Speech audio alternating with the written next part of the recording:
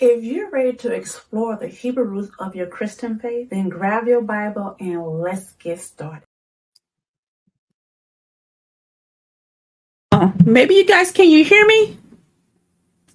I think my mic been off this entire time. Please tell me that my mic has not been off this entire time. I'm always having a hard time with something. And that's the point of being live too, because you see all my mistakes. But let me start from the beginning. I got my notification from production that I was doing. You guys were not able to hear me. So let me start from the beginning. We are continuing this journey from the hardened heart of Pharaoh. This leader with a hardened heart that caused difficult changes and grievous issues in the land of Egypt. Our hardened hearts, most definitely, we cause problems in our lives and the people lives around us with our hardened heart. And most people who have a hardened heart, they think about themselves, not realizing that they're affecting their marriages, their families, their relationships with their children and siblings and friends, and their place of employment. And most of all, they walk with Yehovah. How do you follow the Messiah with a hardened heart? I am here to say that you are only fooling yourself if you think that you can follow the Messiah with a hardened heart. And do you know what the biggest problem is? The biggest problem is that many people do not realize they have a hardened heart.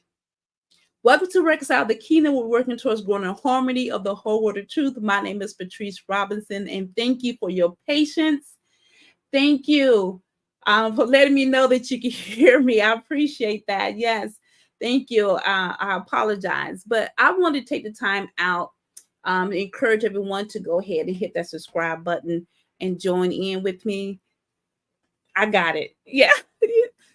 Yes. Thank you. Even my family coming in and letting me know that they couldn't hear me. I really appreciate that. Thank you. Thank you for that support. So all the returning subscribers, thank you for joining me, and thank you for your patience and sharing the link. I most definitely can see that is happening in the ministry, and thank you as a family that we're learning from each other and we're sharing the word of truth without the tradition of man. All the new subscribers, I want to take the time out and say, welcome. Welcome to the family. And thank you for your support. Thank you all for allowing me to be before you and joining me on this journey, because this most definitely is something. Even when you're live, it is something. Though you catch the mistakes, I enjoy it. I enjoy learning from my mistakes. Now, for visitors, if this is your first time, second time, maybe your fifth time, I'm hoping that you're ready to join the family that does not mind searching the scriptures, a family that does not mind challenging the religious system teaching that we have been under for hundreds of years, a family that I'm still getting some information from production. Is you guys able to hear me? Well, Miss Walker said that she's able to hear me. Maybe the other ones are not able to hear me. So again, I put you up, Miss Walker, because now you can hear me. I think other people send me messages they can't. So maybe you have to refresh your screen, and then everyone else can hear me.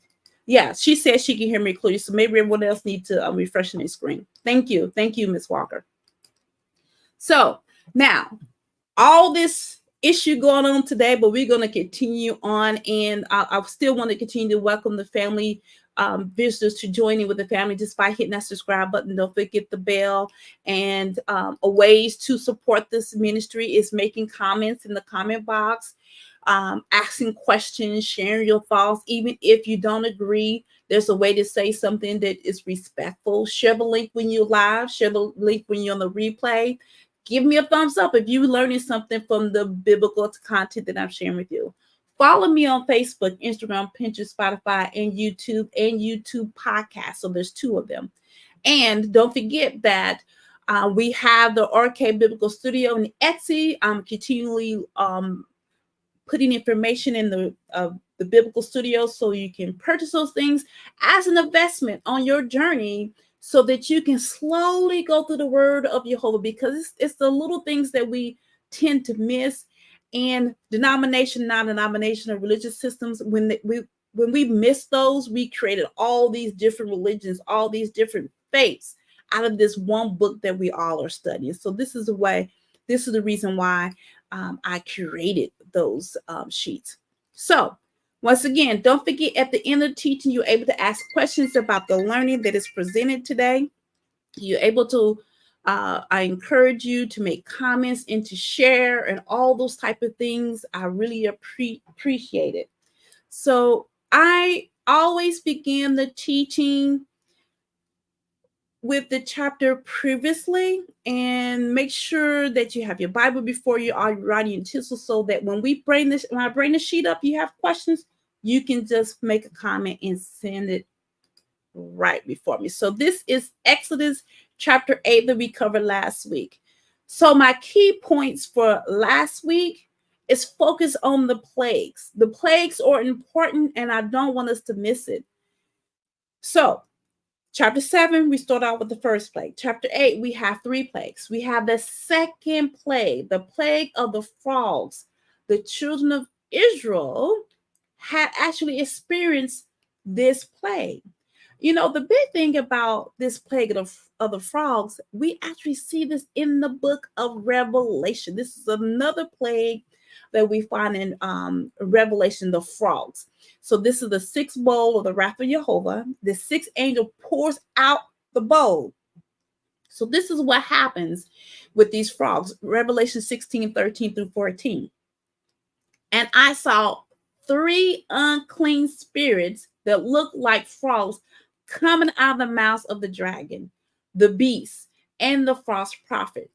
These are demonic spirits that perform signs and out of all the kings of earth to assemble them for the battle of the great day of Elohim, the Almighty. So these frogs, we see again another issue in the book of Revelation. So this is why we have to bring the whole word together. Now, the third plague, the plague of the lights. This is when Moses threw up the dust up on the earth, dust from the earth up in the heavens. This plague was given to a warning to Pharaoh. Some of these plagues, there's no warning. And the magicians were unable to produce this plague. So they realized the lice, is actually coming from a finger of Elohim. The fourth plague, the plague of the swarms of the flies. This was a warning. A warning was provided. I'm sorry, a warning was not provided for the third plague. A warning for the fourth plague. The children of Israel did not experience these flies. This is where the division, the separation from the people of Yehovah in Egypt. The deliverance starts here for the people of Yehovah. So the question that I had, were the children of Israel separated, delivered from the beginning when the plagues first began? Remember that first plague from chapter 7, or with the swarm of flies? This is answering your question. It is the plague number 4 that we get the separation from the people of Yehovah and the Egyptians. This starts in 4. So the children of Israel experienced all the first 3 plagues. So my insight, we have Yehovah's bride experiencing the first 3 plagues. Again, this reminds me of the book of Revelation. Let me tell you why this reminds me of the book of Revelation. Because in the book of Revelation, non-denominational religious systems would tell you that the bride of Messiah will not experience the tribulation that we see in Revelation. But remember, there's a pattern in the Bible. Yehovah does not change. So he shows you things to come in the Torah, the prophets, in the writings. So I just want to encourage you to take a deep dive in the book of Revelation. And of course, you can't forget Exodus and the prophets writing all that before you even get to Revelation, so you can understand it. So I have my cross-reference, my word study. All of this is going to be before you for a while as we continue our studies on today. Now we are in Exodus chapter 9, so hopefully you have your Bible up and ready. We're going to go straight to it. Then Yehovah said unto Moses, go into Pharaoh and tell him, thus said Yehovah, Elohim of the Hebrews, let my people go that they may serve me. For if thou refuse to let them go and will hold them still, behold, the hand of Yehovah is upon thy cattle, which is in the field, upon the horses, upon the asses, upon the camels, upon the oxen, and upon the sheep. There should be a very grievous murrain, and Yehovah shall sever between the cattle of Israel and the cattle of Egypt, and there shall nothing die of all that is the children of Israel. And Yehovah appointed a set time, saying, tomorrow Yehovah should do this thing in the land. And Yehovah did that thing on the morrow, and all the cattle of Egypt died, but the cattle of Israel died not one. And Pharaoh sent and said, behold, there was not one of the cattle of the Israelites dead. And the heart of Pharaoh was hardened, and he did not let the people go. This plague is the death of the livestock from the field. The 5th plague. This plague is separated from the people of Yehovah because they will not experience this. This is only with Egypt, the Egyptians. Yehovah created this division again for the Hebrews livestock from the Egyptians. We see the favor, we see the deliverance of the children of Israel from the wrath of Yehovah, like we've spoken before. When Pharaoh received the news that the Hebrews' cattle survived, that nothing happens to their cattle, nothing happens to their animals, what did he do? He remains with a hardened heart and decides not to let the people go. He did not repent, nor has he realized that he's up against Elohim that he cannot defeat. Now, I want to take a step back. When Yehovah said that there would be a grievous murrain, the word murrain, H168, Debar, it's a cattle plague. So it's a plague with the animals. It is kind of like what we see, the mad cow disease with the animals and things like that. So each of these domestic animals, remember the animals that he speaketh of serve their purpose in the economics, the economy of Egypt. Remember, the sheep is listed on the list. Now, the people of Egypt, and we remember when Joseph came, they discriminated against the Hebrews because they were shepherds. But the sheep is valuable in Egypt. Remember, sheep, you can get wool, you can get clothes, and all those type of things that can come from sheep. Food. Then we have the transportation sector affected by the plague. This is the horses and the asses and all of that. So basically, the point is that this plague in particular, shut down the money flow of Egypt. So if this is shutting down the money flow of Egypt, how is Egypt going to run? There's going to be an issue with trying to keep things flowing if you don't have a way to flow it.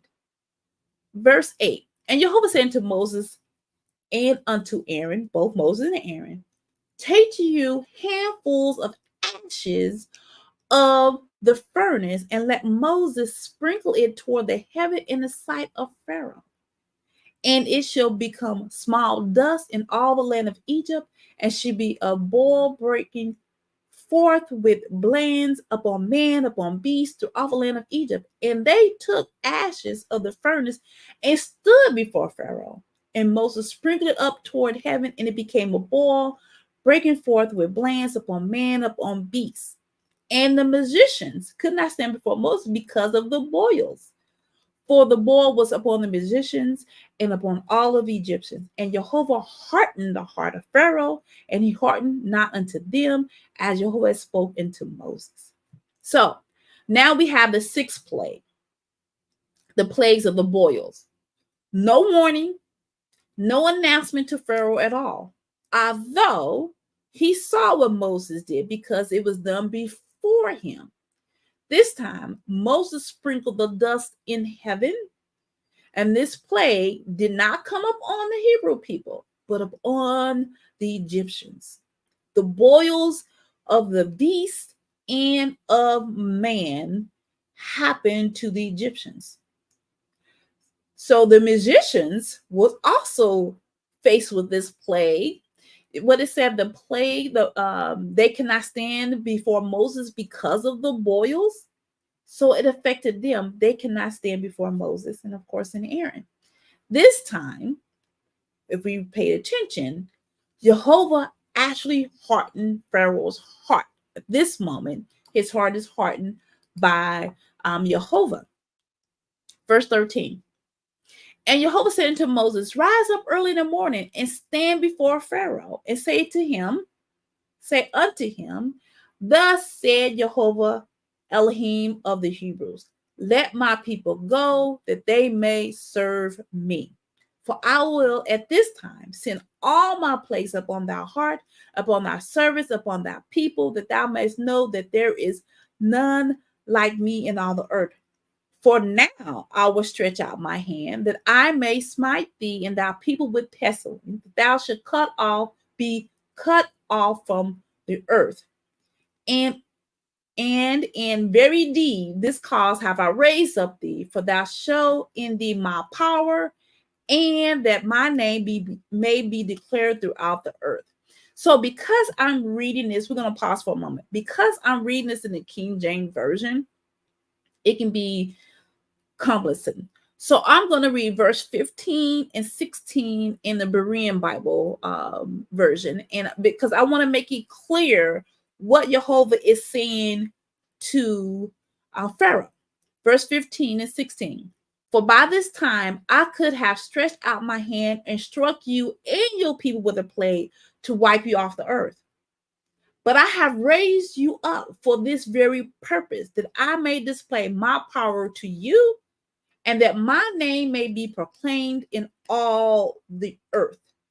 I want us to be clear with verse 15 and verse 16. Okay, going on to 17. As yet exhausted thou against my people, that thou wilt not let them go.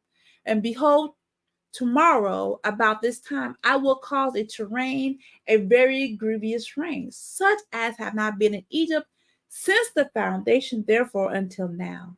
Send therefore now and gather thy cattle and all that has in the field, for upon every man and every beast which shall be found in the field and shall be not be brought home, the hail shall come down upon them, and they shall die.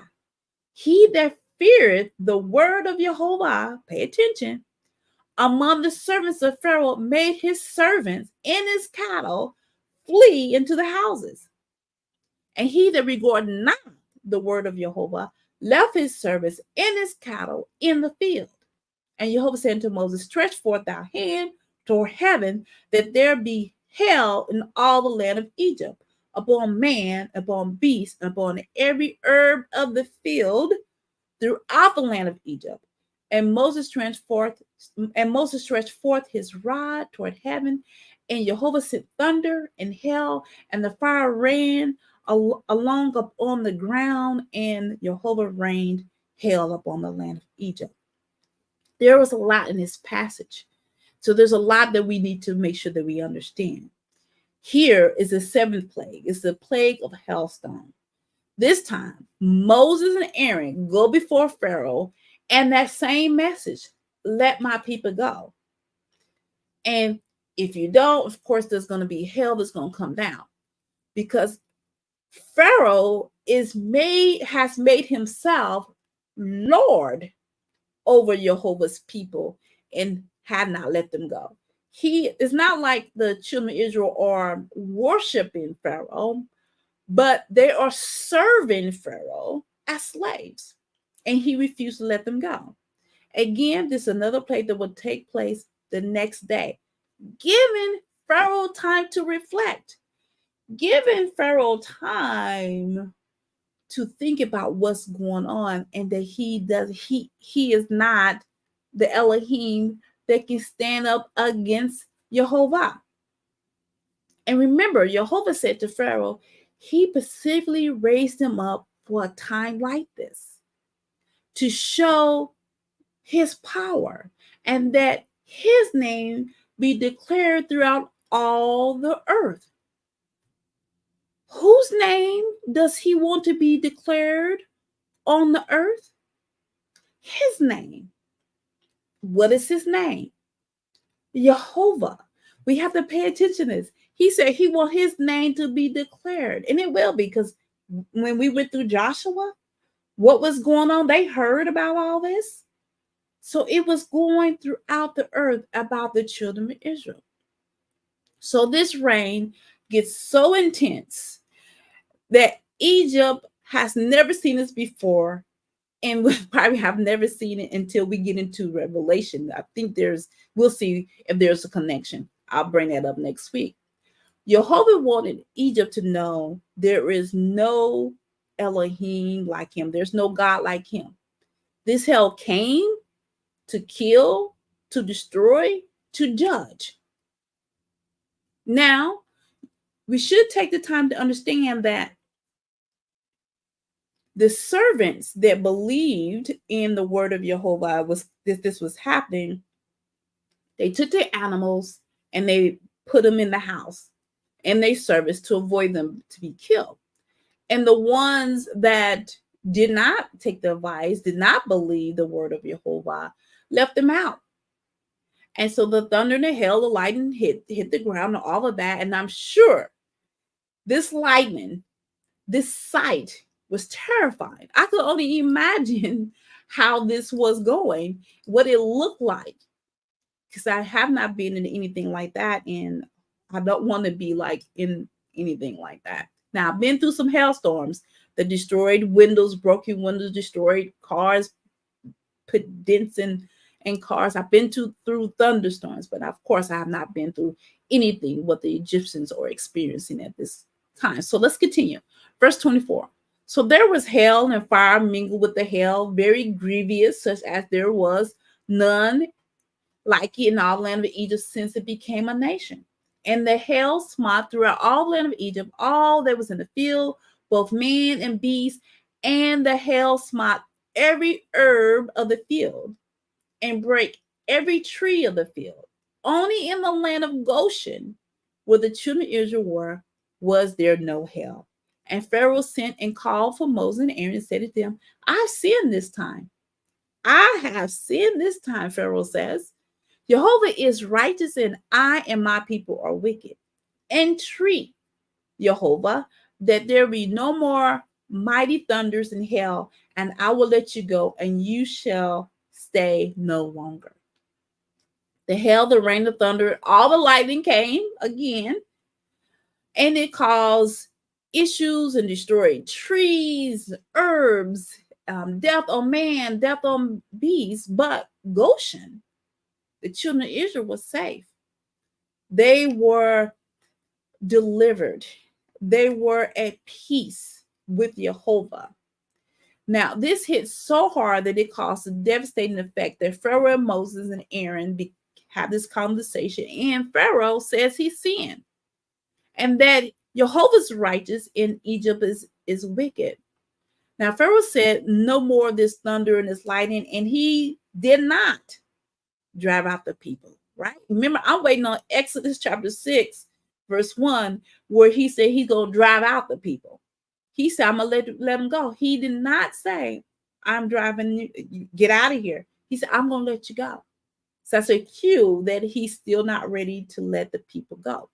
Verse 29, and Moses said unto him, as soon as I'm gone out of the city, I will spread abroad my hands upon Yehovah, and the thunder shall cease, neither shall there be any more hail, that thou mayst know how the earth is Yehovah's. But as for thee and thy servants, I know that ye will not fear, not respect, Yehovah Elohim. And the flax and the barley was smitten, for the barley was in the ear and the flax was boiled, but the wheat and the rye were not smitten, for they were not grown up. And Moses went out of the city from Pharaoh and spread abroad his hands unto Yehovah, and the thunders and the hail ceased, and the rain was now poured upon the earth. And when Pharaoh saw that the rain and the hail and the thunders were ceased, he sinned yet more and hardened his heart, he and his servants. And the heart of Pharaoh was hardened, neither would he let the children of Israel go, as Yehovah has spoken by Moses. Moses goes again, and Pharaoh's heart and his servants are still not right. He asks to let the people go, and Moses, Pharaoh still, the scripture says, once Pharaoh realized things were not still going his way, that he sinned. How did Pharaoh sin? Of course, by being disobedient, by not letting the people go according to the request of Yehovah, the creator of heaven and earth. Remember, this is before Moses given the instructions. This is before the law is written. This is before the commandments are given. Now, I do want you to pay attention to this little piece. I don't want you to miss it. We are given a timeline of what's going on. Now, the barley and the flax was smitten. They were already budded and open. The ear was ready. So remember, this was a timeline that the barley was at ear, but the wheat and the rye were not grown yet. If you remember, the barley is the grain offering for the first fruits around the time of Passover, unleavened bread. That's around March and April. And the wheat is the first fruit offered around the time of the Feast of Weeks. That's Pentecost, around May or June. So if we don't pay attention and we can miss that, we're missing the timeline information that we're getting from what everything is going on. So we have this information about the timeline. So as we continue to chapter 10, 11, and 12, we're going to see if we can understand, and if understand the timeline of everything is happening. So you can most definitely share that as we continue on this journey. There is so much in the book of Exodus that I most definitely try to take my time in this book. I hope that you learned something on today. I don't see any questions. I didn't put my little point up for questions, but if you have questions, this is the time to ask those questions or make any comments that you want to make on today. Make those respectful comments, as I always say. So I don't want you to forget that. Join me on Saturday. We are still on our journey of following the footsteps of the Messiah. I believe we on episode 6, and I'm looking forward to that. And then next Tuesday, we will be in Exodus chapter 9. So we do know that there are more plagues to go through. And pay attention to the plagues, pay attention to Exodus, because it will most definitely give you some understanding of understanding Revelation. And don't miss that part.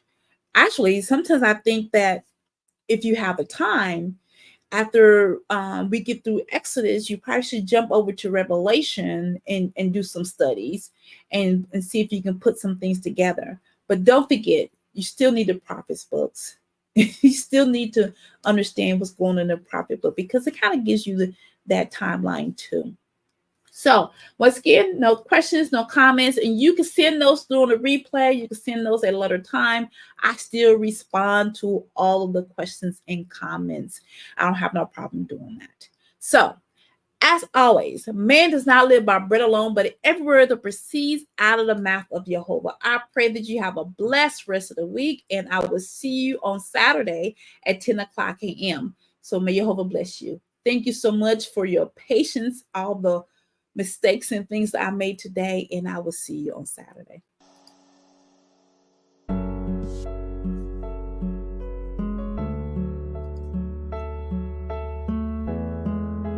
Salam.